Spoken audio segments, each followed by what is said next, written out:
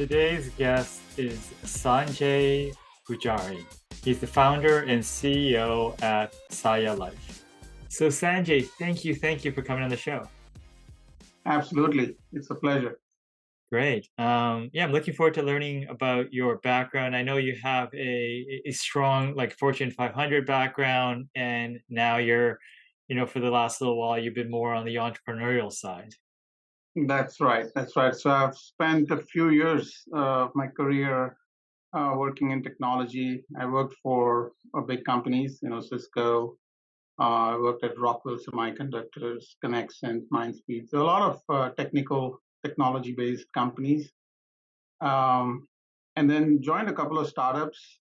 At some point, was always looking to do something on my own. I had this opportunity. I had to take it. I had to make a decision, and I did. So that's where I am today. Yeah. When you've worked at a large company and you work at startups or you start your own company up, if this is for someone that is sitting in a larger company thinking about this, what transferred over and what did you have to learn? A lot of times when you're working in a large company, so when you start your job, your career, over a period of time, you get bucketed into a specific role and you kind of build on that. And a lot of stuff that you want to do, it's hard to do it. You're not able to express yourself as much. And with everything that goes on in an office environment, it's very hard to kind of change track. But you can take some of the learnings, basically looking at how the technology moves. Uh, just from my background, when I worked at Cisco, I learned a lot about how to take a product from incubation all the way to the market, right? But did not have any exposure on sales, marketing, product development, the whole cycle of figuring out the product market fit and all of those things. So when I joined a startup, I had to kind of ask for that role and move from an engineering to something like that, even with a pay cut, learn about some of those, little things that goes into taking a product to market and actually selling it. Because you do a startup, you make a product, and then what, right? You're sitting in your garage, build something, and you think it's really good, but how do you make it acceptable in the marketplace? So Yeah, that I mean that skill kind on of its own. you joining the smaller startups or the startups kind of seemed to be like an introduction to entrepreneurship. Like you have some of the risk, you don't have all the risk, but you have some of the risk, but you're wearing multiple hats. Yeah, so the thing is, the margin for error is very small, so you have to, I mean, you cannot get to the next level without failing, but the cost of failing is pretty high. So it's a balancing act, right?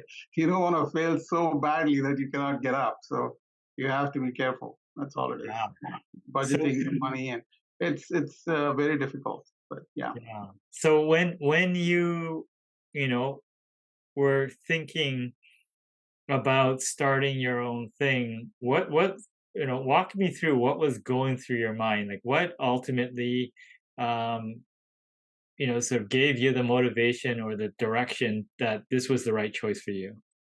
Well, it was always what I wanted to do. I mean, I never wanted to be. When I came to this country, I wanted to start something. But you have this process. It's you have to settle down first. Your base has to be strong enough to be able to sustain. It's throwing the dice, right? It's not easy. So it took a while.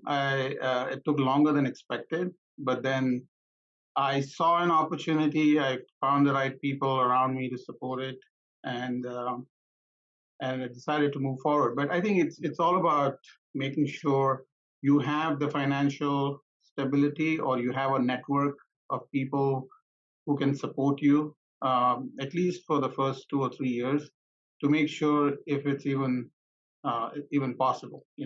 because people have ideas. I mean, I've had people that I've worked with who have some amazing ideas, but it always remains an idea. Because what I tell myself is everybody has an opportunity, but there's a cost. There's an opportunity cost. Are you willing to pay that cost?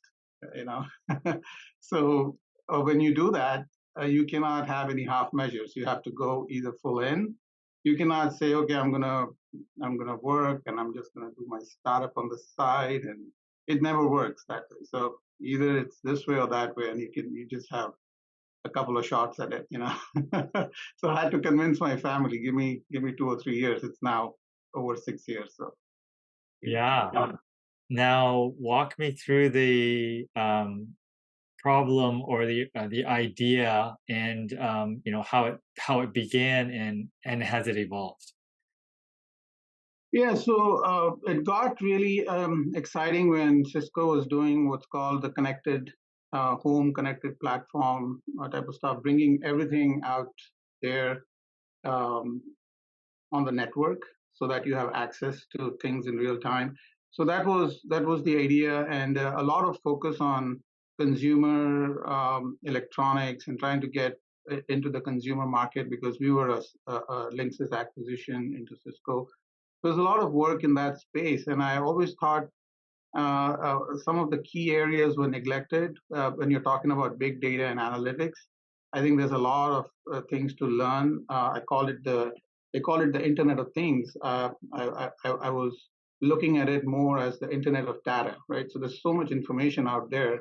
How do you process that information and make actionable, give someone actionable insight into how to make things better? But all the stuff that we were making was focused on smart lights and turning on and off lights easily, or the technology around video, and it's very interesting. But I always had a little interest in on the commercial side with smart buildings and focused on utility. I wanted to look at water, energy, gas type of things in large buildings because a lot of utility services end at the entry point of the building, and then there's not much visibility of what happens inside these buildings. So I did, in my role in a startup company, take up a role of a product manager and try to write some requirements around these things, but it didn't go very far. So at that point, I went and pitched this idea to the local utility in LA. The Los Angeles. They have what's called the Los Angeles Clean Tech Incubator. I went and pitched that idea, and they liked it, and that's where the journey started. This was way back. I was still working at that time, but I just wanted to pitch that idea and see if it was of interest. But that's where I met some amazing people. Uh, just within just within a year of when I was part of the Clean Tech Incubator. That's when I met some really good folks. I met Nate. He was at an event. I was pitching at that event, and he was there. He was very much into innovation, looking at innovative solutions for building. I think that resulted in some really good conversations. So I think it just progressed from there. But yeah, I think it's just has been a progression. The idea was there right from the beginning when I started working, but I was fortunate enough to have the opportunity and then take some action on that. So Yeah. So that initial sort of networking and network kind of led to, many of the things that occurred after. yeah, so we got an opportunity with Nate in one of his properties. So he was very interested in new technology. So and he's got this entrepreneur thing of his own. So he looked at what we were doing with sub metering and risk management, and there was a project going on in Chino, and he was managing that. And he challenged us and said, look, if you can get this thing certified and ready within a few 2 or 3 months, he can give us an opportunity to bid for that project. And we took that challenge. it took us more than 3 months, but but it's still running today. I think that project has been like 4 years. It's been running really well, and that gave us the platform to do a lot more. So I think we are now in all North America. We're doing projects in Canada, yeah, right, and all over all the states in the U.S. as well. But I think what I feel is uh, what I've experienced is when you have a good thing going, um, you meet people along the way, and if you are able to deliver on some of those little things, um, it eventually, you know, expands into something bigger over time. So I think that's what happened with us as well. We got that opportunity, we embraced it, we found a lot of issues along the way. It was a trial by fire. A lot of things needed to work uh, on the fly. So we did a lot of work. It was work day and night. I mean, there was no room for error there. Yeah, I mean, walk me through that. I mean, like, what, how, describe to me what happened, or what was your most memorable kind of pulling it out of the fire or trial by fire. Well, so a lot of interesting things happen.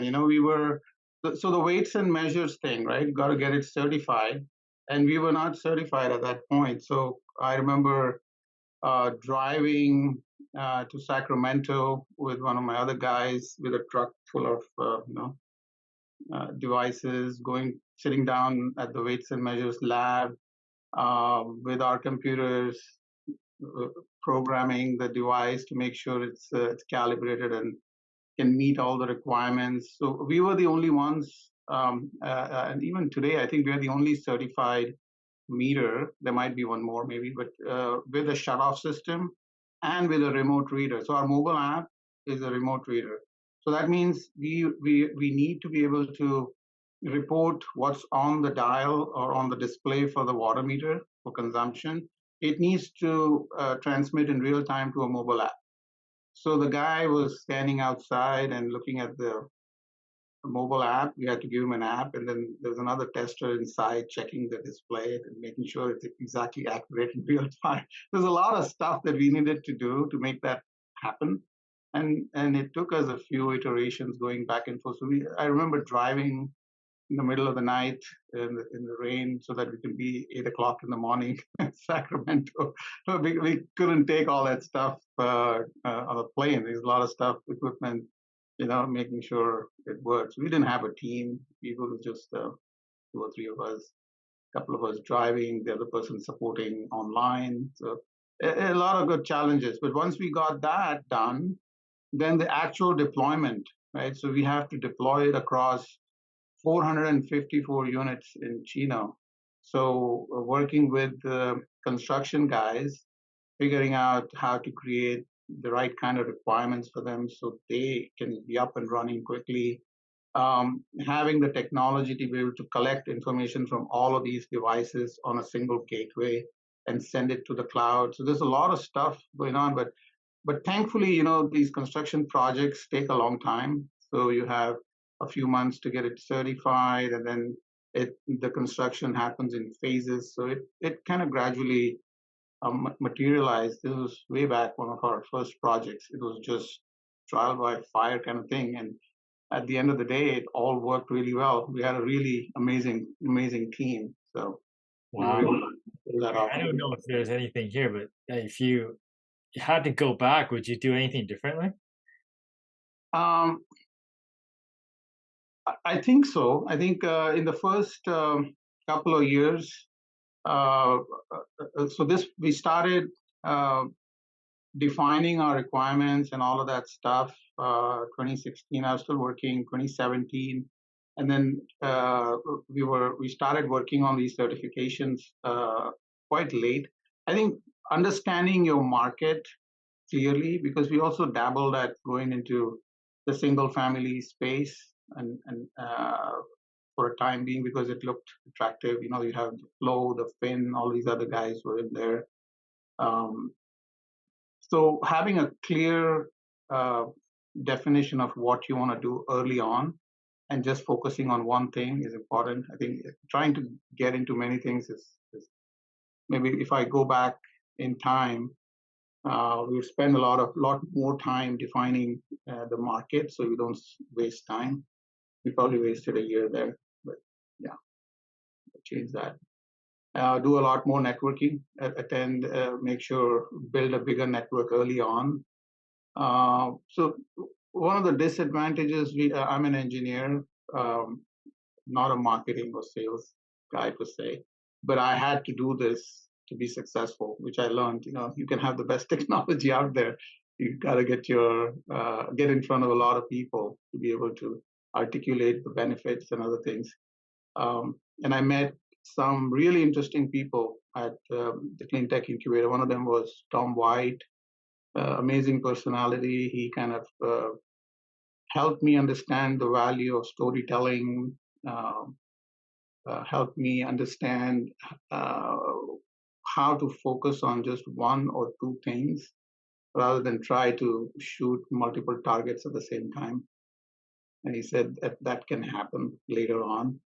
But when you start, you need to be very focused. I think if all that information had happened early on, maybe you would have had more focus. So I think ideally surround yourself with people that have experience in the industry. If you're a startup, that helps because you're so focused on building your product, you forget the business aspect of it is actually more important when you start.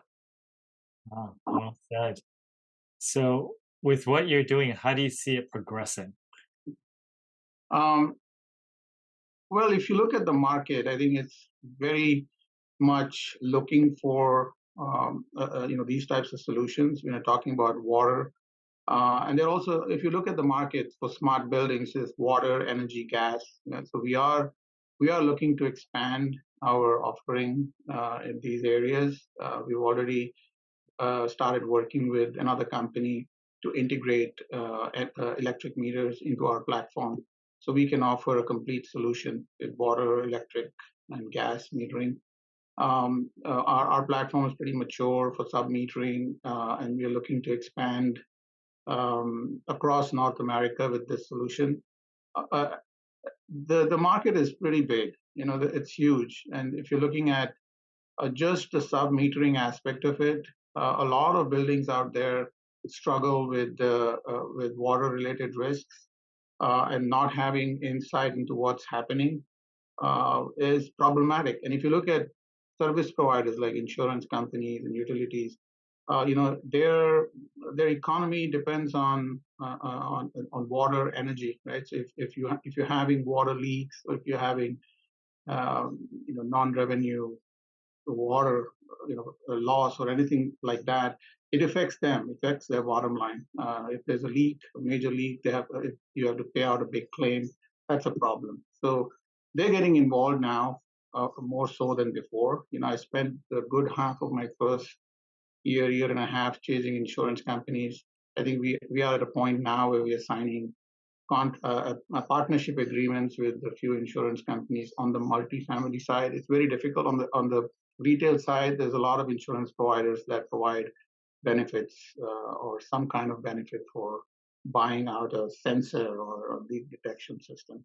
But on the commercial side, especially working with a broker network, it's very difficult to get involved, especially with builders risk and other stuff. You have to prove that your technology really works, and you have to prove it with analytics and data. So I think we've done that now. We've been successful. Yeah, for sure. So yeah, we touched upon, your engineering background, understanding, and growing with marketing and storytelling. Is there any other tips do you have for people that are trying to consider or start something new? Um, to start, if you're planning to do a startup, make sure you discuss your idea, discuss what you want to do with people who have the knowledge in that space. Find out who your customer is and how you can scale, and get a lot of advice around that before trying to jump in. You need to do your research. find a couple of folks who can help you build this out and make sure you're financially stable, at least for the first couple of years. If you're not, 95% of the companies are just going to fail just because you don't have money to do this, right? But I think surrounding yourself with the right kind of people is very important. Don't try to build a Ferrari right off the bat. Make sure you have your MVP and get people's buy-in on what you're doing before you jump into production and other things, right? So I think it's critical to start small.